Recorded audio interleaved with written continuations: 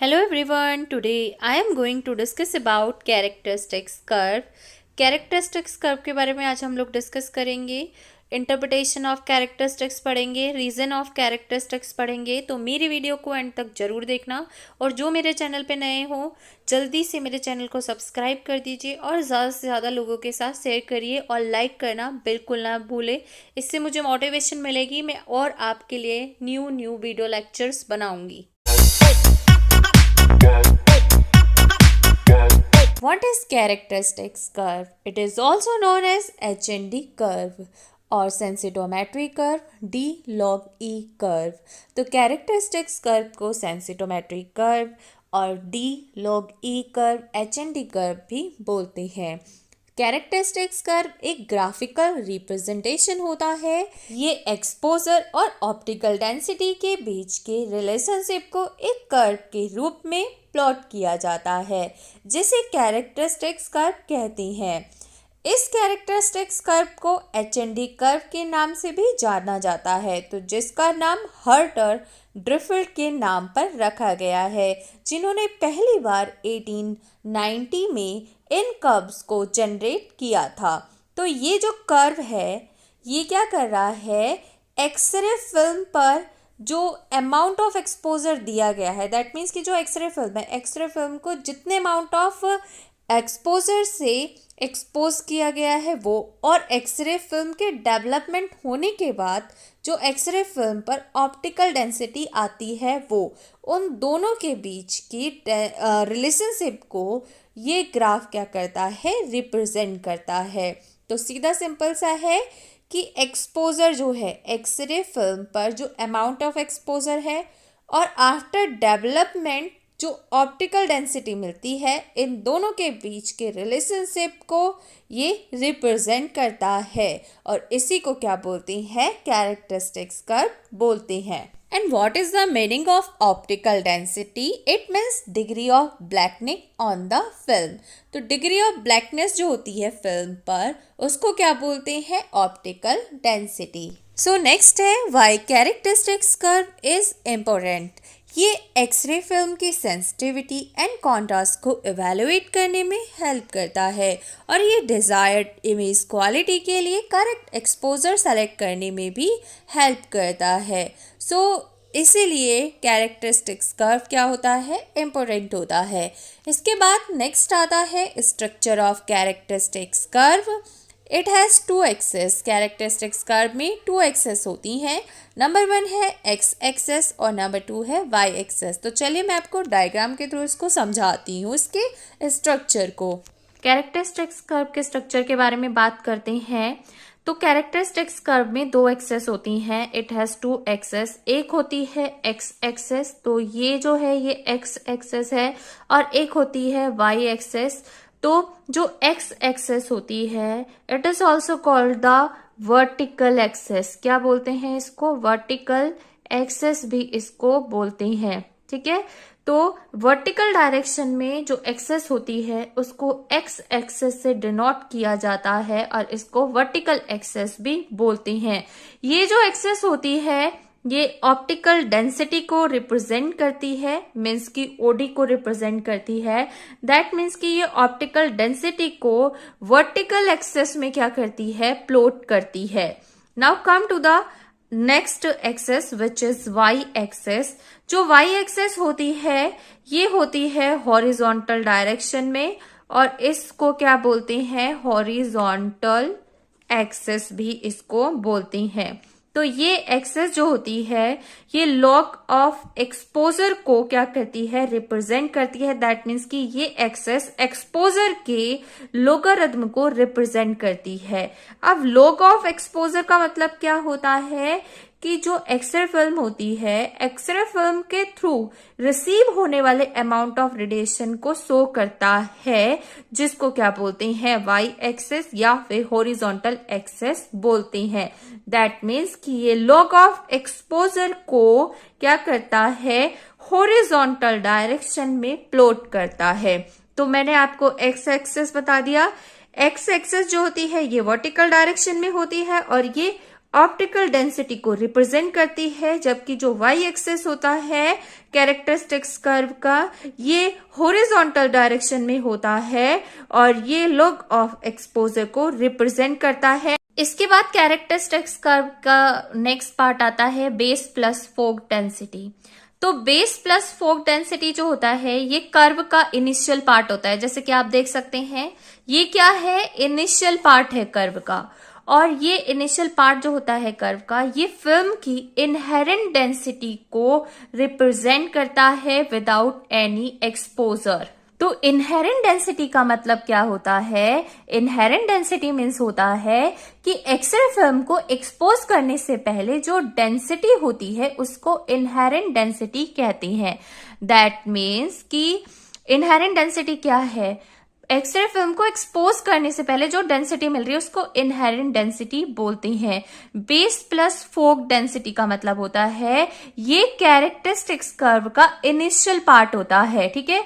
तो ये 0.20 से बिलो जो भी पार्ट है, this is the initial part of the characteristics curve and it is called the base plus fog density, ठीक है।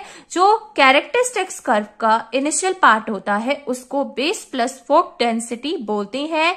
और बेस प्लस फोक डेंसिटी क्या करता है? एक्सरे फिल्म की इनहेरेंट डेंसिटी को शो करता है।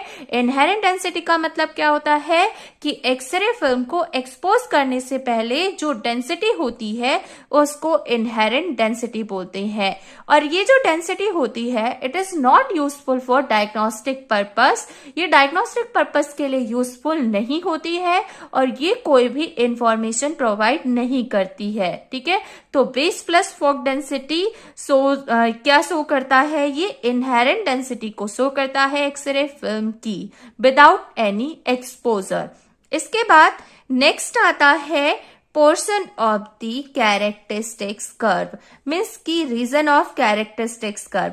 कैरेक्टरिस्टिक्स कर्व के 3 रीजन होते हैं। सो नंबर 1 इज टो, जिसको टो पोर्शन बोलते हैं या टो रीजन भी बोलते हैं।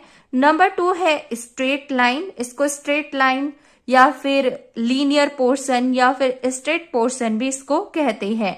एंड नंबर 3 रीजन है शोल्डर रीजन। तो कैरेक्टरिस्टिक्स कर्व में 3 रीजन होती हैं। नंबर 1 रीजन है टो, नंबर 2 है स्ट्रेट रीजन एंड नंबर 3 है शोल्डर रीजन। तो चलिए 1 बाय 1 करके मैं इन रीजंस को डिटेल में पढ़ाती हूँ आपको। तो कैरेक्टरिस्टिक्स कर्व में 3 पोर्शन होते हैं जो कि रिप्रेजेंट करते हैं कि एक्सरे फिल्म कैसे रेस्पॉन्स करती है जब रेडिएशन एक्सपोजर का लेवल इंक्रीज होता है। कैरेक्टरिस्टिक्स कर्व के 3 रीजन होते हैं। सो नंबर 1 है टो रीजन, नंबर 2 है स्ट्रेट लाइन या फिर इसको लीनियर रीजन भी बोलते हैं एंड नंबर 3 है शोल्डर रीजन। सो नंबर 1 से स्टार्ट करते हैं विच इज टो रीजन या फिर टो पोर्शन भी इसको बोलते हैं।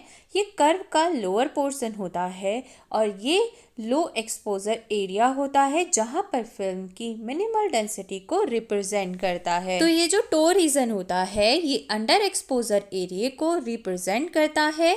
इस रीजन में लो कॉन्ट्रास्ट होता है। तो टो रीजन एक्सरे फिल्म के उन एरिया को रिप्रेजेंट करता है जो अंडर एक्सपोज्ड होते हैं।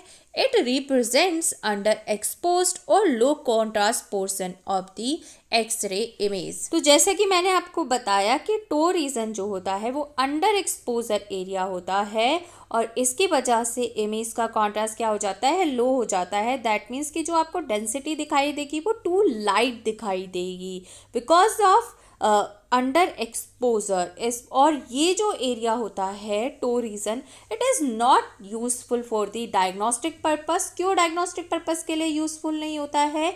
क्योंकि इमेज पर ये बहुत ज़्यादा लाइट इमेज दिखाई देती है, मीन्स कि लो कॉन्ट्रास्ट इमेज दिखाई देती है जो कि डायग्नोस्टिक पर्पस के लिए यूजफुल नहीं होती है और ये loss of diagnostic detail provide करता है। इसके बाद कैरेक्टरिस्टिक्स कर्व का नेक्स्ट रीजन है स्ट्रेट लाइन या फिर लीनियर रीजन भी इसको बोलते हैं। ये कर्व का मिडल पोर्शन होता है। कैरेक्टरिस्टिक्स कर्व की straight line region radiographic imaging के लिए इम्पोर्टेंट सेक्शन होता है। दैट मीन्स कि इम्पोर्टेंट पोर्शन होता है क्योंकि ये रेडिएशन एक्सपोजर और ऑप्टिकल डेंसिटी के बीच लीनियर रिलेशनशिप प्रोवाइड करता है।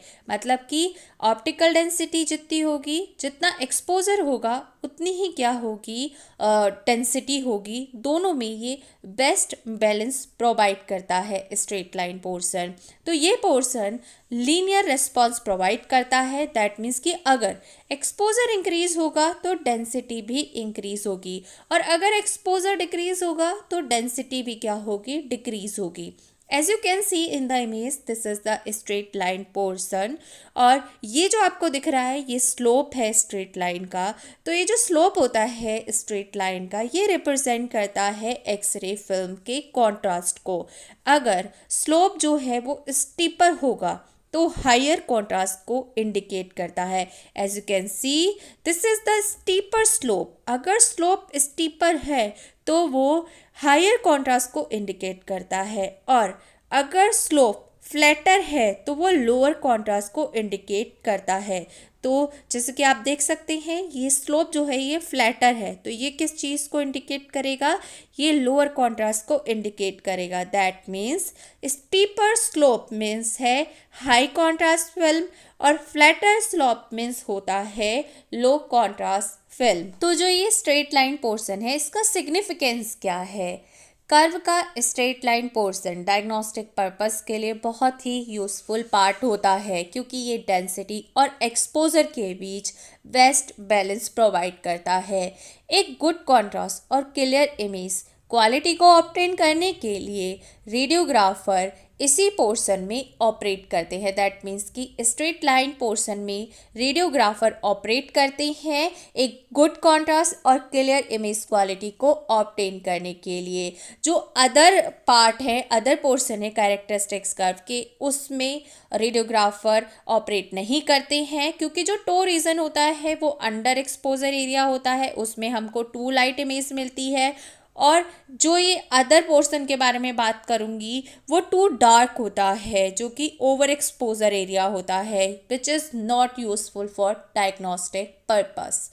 इसके बाद नेक्स्ट रीज़न आता है shoulder region, and this is the upper portion of the characteristics curve. तो ये जो शोल्डर रीजन है यहाँ पर फिल्म हाई रेडिएशन से एक्सपोज होती है, और ये जो एरिया होता है ये ओवर एक्सपोजर रीजन होता है, और ये कैरेक्टरिस्टिक्स कर्व का अपर पार्ट होता है। शोल्डर रीजन एक्सरे फिल्म के ओवर एक्सपोजर एरिया को रिप्रेजेंट करता है। स्ट्रेट लाइन रीजन में sufficient density and contrast provide करने की एबिलिटी होती है, एंड ये डायग्नोस्टिक इंटरप्रिटेशन के लिए यूज़फुल होता है। But shoulder region and toe region दोनों ही यूज़फुल नहीं होते हैं डायग्नोस्टिक इंटरप्रिटेशन के लिए।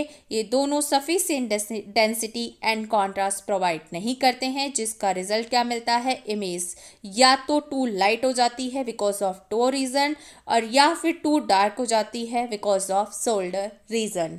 इसके बाद आता है डी मैक्सिमम। डी मैक्सिमम का मीनिंग होता है मैक्सिमम डेंसिटी। इसका मतलब होता है कि highest point of the characteristics curve, जैसे कि आप इसमें देख सकते हैं ये डी मैक्सिमम है, ये हाईएस्ट पॉइंट होता है कर्व का, जहाँ पर क्या होता है, ये शोल्डर रीजन का एंड होता है जहाँ पर डी मैक्सिमम होता है, और इस पॉइंट से आगे एक्सपोजर इंक्रीज होने से ऑप्टिकल डेंसिटी इंक्रीज नहीं होती है, क्योंकि यहाँ पर फिल्म क्या होती है, फुली सैचुरेटेड होती है। इसके बाद आता है factor affecting of characteristics curve. इसको हम नेक्स्ट वीडियो लेक्चर में पढ़ेंगे। So that's all about for today. Thank you.